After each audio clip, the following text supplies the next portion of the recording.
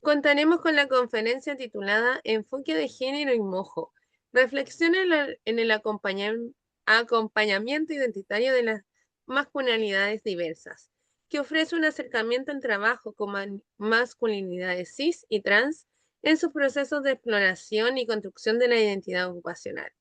En esta presentación participará Nicolás Navarrete Figueroa, perdón, Nico, terapeuta ocupacional con 8 años de experiencia en el ámbito de la salud mental dentro del sistema público de salud, acompañando a infancias, juventudes y adulteces que enfrentan diversos desafíos a nivel biopsicosocial.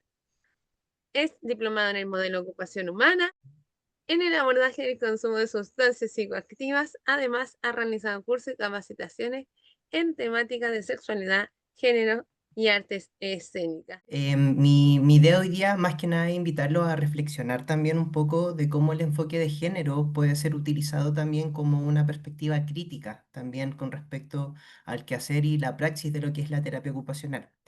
Y me quiero situar en los dos contextos en los cuales trabajo actualmente, que tiene más que nada que ver con el trabajo identitario en la masculinidad, ¿ya?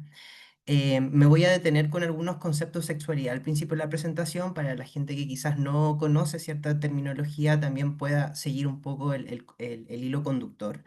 Pero más que nada comentarles desde qué lugar también hablo y desde dónde también me posiciono para realizar esta presentación. ¿Ya? Tal como comentó Jazz, yo trabajo en un hospital de acá de salud pública de Santiago de Chile, que es el Hospital El Pino, que está ubicado en la comuna de San Bernardo. Principalmente, el Hospital El Pino tiene adosado, es decir, pegado al hospital, un CRS que es un centro de referencia en salud, donde se encuentra el servicio de salud mental. Ya, este servicio de salud mental es un servicio bastante interdisciplinario y de especialidad en que se trabaja principalmente con personas de San Bernardo y el Bosque, pero también con comunas aledañas que puede ser Buin, Paine, que quedan un poco más al sur de lo que es la región metropolitana. ¿Ya? Principalmente trabajamos con problemáticas de salud mental de mayor complejidad a lo largo de su vida. En mi caso, yo trabajo en dos programas, que son los dos programas que pueden ver abajo con un poco celeste. Uno es el programa ambulatorio intensivo en medio libre, en la cual se trabaja con adolescentes desde los 14 años, ya que son jóvenes que están sancionados, perdón, por algún tipo de delito. ¿Ya? Acá en Chile existe desde el año 2013 más o menos la ley de responsabilidad penal adolescente, en la cual se sanciona joven dependiendo de la gravedad o la complejidad del delito que tenga, que puede ser desde un sistema abierto o un sistema cerrado como los centros de internación penitenciaria que existen acá, por lo menos, enfocado en la adolescencia. Principalmente yo trabajo en el medio libre, es decir, trabajo en un hospital y son jóvenes que al cumplir una sanción además tienen una problemática en el consumo de drogas. Por otro lado, trabajo también en un programa de Crece con Orgullo, en la cual aquí yo quiero hacer solo un hincapié, que solo está contemplado la dupla psicosocial que se le llama acá, que es lo que es psicología y trabajo social. Terapia ocupacional no está incluida dentro de estos programas. Es un programa que recién está iniciándose desde lo que son las políticas públicas. En el Hospital El Pino lleva un poco más de años porque fue uno de los primeros hospitales que empezó a implementar estos tipos de acompañamiento psicosocial. Las personas terapeutas ocupacionales quienes ofrecemos un espacio de acompañamiento y ofrecemos también servicios desde la terapia ocupacional, generalmente son horas voluntarias. Es decir, yo de las horas que destino a trabajar en el programa que presenté anteriormente, destino alguna par de horas para también acompañar y estar en estos procesos. ¿Ya? Principalmente este programa, que se le conoce Programa Crece con Orgullo, nace desde la Ley 21.120 que reconoce y da protección al derecho a la identidad de género, ¿sí? En la cual generalmente se acompaña a infancia y adolescencias en su proceso de transición. Dicho eso, el objetivo de esta presentación va a buscar, como comentaba al principio, reflexionar y profundizar en torno al vínculo que existe entre lo que es la ocupación, el género y la masculinidad en jóvenes de situación de vulnerabilidad psicosocial. Y cómo desde el mojo, enfatizando lo que es la práctica en lo que es la salud mental. Por otro lado, vincular la teoría del mojo con las intervenciones prácticas contextualizadas en lo que es salud mental, diversidad sexual y de género, y también visualizar el proceso de adaptación ocupacional que presentan los jóvenes en la construcción de esta masculinidad, obviamente desde el enfoque de género, justicia ocupacional y modelo ocupación humana. A modo de introducción, me gustaría detenerme solo también a explicar que los dos grupos de población que voy a especificar son población adolescente. Por lo tanto, también, como lo estipula la OMS, la juventud se entiende también como un periodo de crecimiento, de cambios y de desarrollos que, como bien sabemos, ocurre después de la niñez y antes de entrar a la etapa adulta, ¿sí? Generalmente en esta etapa hay una etapa que yo siento que la fase del cambio que más prima es la exploración también, porque es el desarrollo de competencias y habilidades para la vida, ¿sí? Y que claro, cuando no se cuenta muchas veces como aparece acá con todos los recursos para enfrentar o afrontar también las presiones del entorno, ya sean referentes significativos, puede aumentar la posibilidad de que se presenten dificultades no solo en el desarrollo individual, sino también como sujeto colectivo, ¿ya?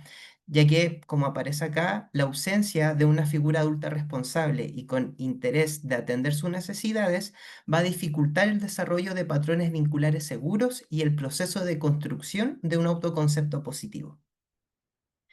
También quiero detenerme, más que nada, lo pueden leer obviamente, quiero detenerme como algunos conceptos más teóricos específicos desde el Mojo, que a lo largo de esta jornada también se ha estado hablando del concepto de identidad, competencia y adaptación ocupacional.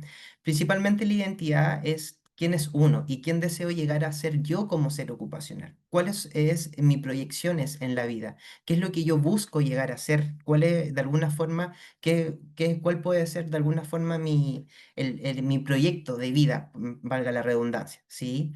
¿Cuál y cómo yo me voy proyectando en base a ese proyecto vital?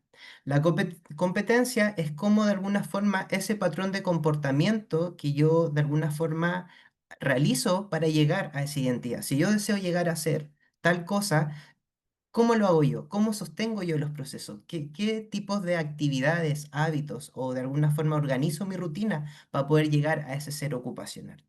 Y la adaptación ocupacional, de alguna forma, va a ser una interrelación entre lo que es la identidad, la competencia y obviamente el ambiente, que es algo que por lo menos voy a enfocarme bastante en esta presentación también, porque de alguna forma la construcción de una identidad ocupacional positiva y el logro de una competencia requiere también de una participación continua, que va a estar determinada claramente por su ambiente y de alguna forma es lo que a mí también me hace sentirme satisfecho con el estilo de vida que llevo. Por otro lado, también me gustaría hablar brevemente de lo que es la perspectiva de género o el enfoque de género. Principalmente la perspectiva y el enfoque de género se desprende de los primeros movimientos o la primera ola feminista, ¿ya? Em, en mi caso, por como yo también me identifico como una persona, un hombre, no me compete a mí tampoco hablar de feminismo, pero sí quiero dejar algo hacer un hincapié con respecto a lo que es el género. ¿Ya? El género es un factor importante que es sustentado por un sistema político y económico de raíz patriarcal, ¿ya? Que nos hace pensar en las maneras en que los sistemas ocultan y menosprecian las opresiones que se pueden producir o reproducir también de forma constante. Ahora, ¿en qué nos puede ayudar tener una perspectiva de género al momento de también analizar ciertas situaciones? En primero, a visibilizar cuál es la asignación social que se da al asumir cierto rol, ¿sí? Y eso en función también a qué tareas le otorgo a esa persona que yo la veo y digo y la identifico como mujer, como hombre o como persona trans, ¿cierto? Por otro lado, también revela y pone en telejuicio también cuál es la diferencia de oportunidad y derechos que siguen esta asignación. Por otro lado, también pone en evidencia las relaciones de poder que se pueden también originar en esta diferencia y obviamente también se va a hacer cargo de la vinculación que existe entre las cuestiones de género, raza, religión, edad, creencias políticas, etcétera. Por otro lado, también se pregunta cuáles por los impactos que pueden existir al momento del desarrollo de políticas públicas y leyes basadas en estas asignaciones, diferencias y relaciones de poder. Dicho eso, me quiero detener brevemente acá en algunos conceptos generales de sexualidad. Me gusta utilizar esta imagen, que igual la ocupo principalmente, para entender la sexualidad como se puede ver al centro como un prisma. La sexualidad en sí es parte de nuestra identidad. Va más allá de si me gustan los hombres, si me gustan las mujeres, va más allá de eso la sexualidad. La sexualidad también responde a la afectividad, de qué manera yo soy capaz de expresar y comunicar mis afectos o mis necesidades emocionales. ¿Sí? La sexualidad hoy en día se ha ido estudiando más y van surgiendo también muchas más etiquetas, a diferencia de hace 10 años atrás. Lo que hoy se habla de sexualidad puede ser que en 5 años más también vaya modificándose, ¿ya? La sexualidad en sí se compone como de varios elementos. Uno de ellos es la identidad de género, la expresión de género, la atracción afectiva, la atracción sexual, el sexo registral, es decir, al momento de nacer, cuál es el sexo que me otorgan. Generalmente el médico o la médica, no sé, al ver mis genitales va a decir es hombre o mujer, ¿cierto? Y cuáles son las características sexuales asociadas. Para efectos de esta presentación, quiero que nos enfoquemos simplemente en lo que es la identidad de género como tal, que como aparece acá en la presentación, es la experiencia interna autopercibida, es decir, cómo yo autopercibo de alguna forma mi identidad y cómo me quiero mostrar ante las otras personas. ¿Ya? Aquí se van a desprender como dos grandes categorías, que son las personas cisgénero, femenina, masculina, que principalmente las personas cisgénero tienen una correlación con el sexo registral. Es decir, si yo tengo un genital, no sé, vagina, mujer. Si tengo un genital, no sé, pene, hombre. ¿Ya? Generalmente son las personas cisgénero y lo que mayoritariamente también existe a nivel mundial. En cambio, las personas trans, aquí me gusta graficar a la vivencia trans como un paraguas, ¿ya? Un paraguas que pueden surgir muchas etiquetas que son las que aparecen ahí. Vamos a encontrar personas transfemeninas, transmasculinas, personas que también se identifican desde lo no binario, lo bigénero, el género fluido. Como también aquí por lo menos en el Cono Sur se habla harto de el travesti o la travesti también de alguna forma, ¿sí? Y bueno, para efecto de esta presentación también me voy a enfocar simplemente en las personas transmasculinas, que es el grupo de población con las cuales yo acompaño. Antes de continuar, me gustaría también comentar algunas ideas respecto a la masculinidad. Una de ellas es que entender que la masculinidad en sí no es un sinónimo de hombres, sino también de un proceso que es social, cultural, estructural y también de subjetividad, entendiendo la identidad como la experiencia autopercibida. No se trata solo de la expresión espontánea de los cuerpos masculinos, sino de cómo estos cuerpos de alguna forma encarnan prácticas de género presentes en un tejido que es social, ¿ya? Por otro lado, los seres humanos asumen los discursos transmitidos por una cultura como la verdad, es decir, cómo es su visión de mundo y cómo estos se van interpretando desde la acción, el pensamiento y los sentimientos de acuerdo con estas verdades. Y también algo súper importante, que el modelo de masculinidad tradicional es un factor de riesgo para la vulnerabilidad masculina, ¿ya? ¿En qué sentido? En que de alguna forma va a promover ciertos afrontamientos desadaptativos muchas veces, como pueden ser la inexpresividad emocional o la resistencia para buscar ayuda. Dicho eso, me gustaría hacer algunos puntos de encuentro de entre lo que es el enfoque de género y el mojo. Ya, en primer lugar, el mojo plantea, estos son algunos principios del modelo de ocupación humana que a mí me parecieron relevantes un poco para esta presentación. Ya, obviamente hay muchos más que los pueden encontrar también en la bibliografía. Pero uno de ellos, que es uno de los primeros, es que habla y alude a que el cambio ocurre en la vida en progreso de las personas y por lo tanto su sentido es atribuido a una serie de eventos continuos que van a resultar o van a conformar de alguna forma la identidad y las competencias ocupacionales. El enfoque de género nos dice que el género es una construcción que es social, que es dinámica y que va a cambiar según el contexto y la cultura. Por lo tanto, el punto de encuentro acá es la identidad, ya sea ocupacional o de género, se construye y se reconstruye a través del tiempo y la experiencia.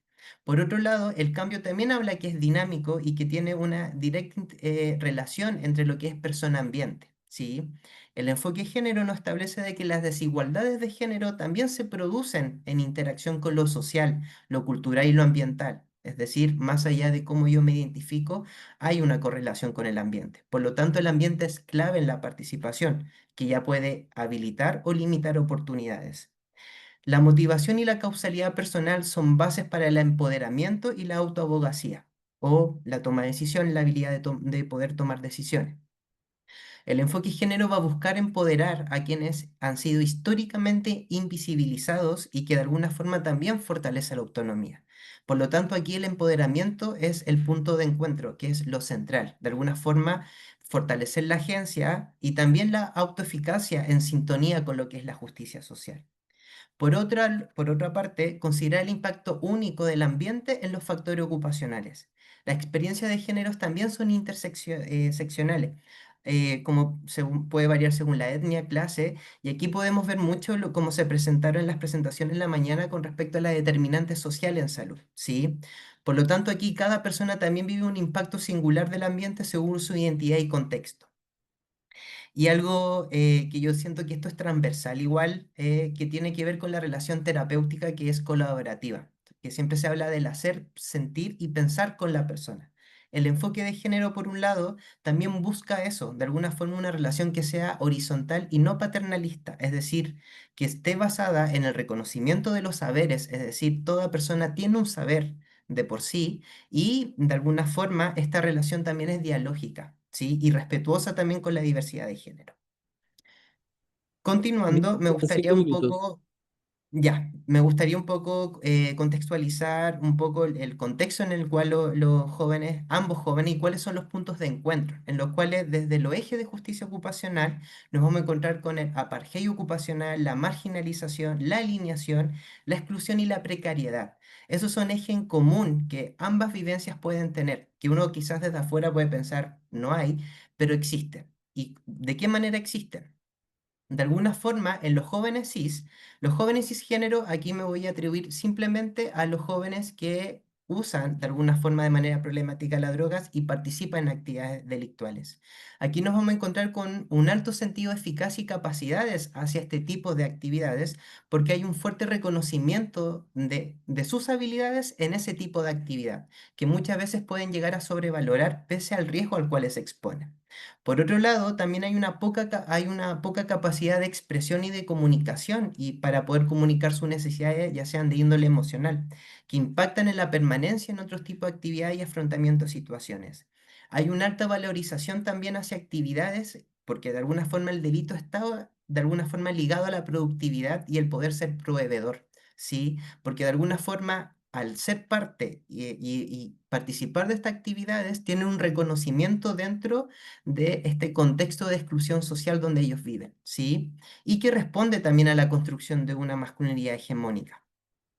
Por otro lado, los jóvenes trans también nos vamos a encontrar que al encontrarnos en una fase de transición y una fase explorativa de su género, su sentido de eficacia y capacidad se observa disminuido frente a las actividades que realizan, teniendo una autopercepción de sí misma también un poco negativa, que generalmente está ligado también a su cuerpo, de qué manera ellos están habitando este cuerpo que está en transición y también a las relaciones sociales que empiezan a establecer. O sea, hay un vínculo personal conmigo y cómo ese vínculo se va a ver proyectado en mis relaciones sociales.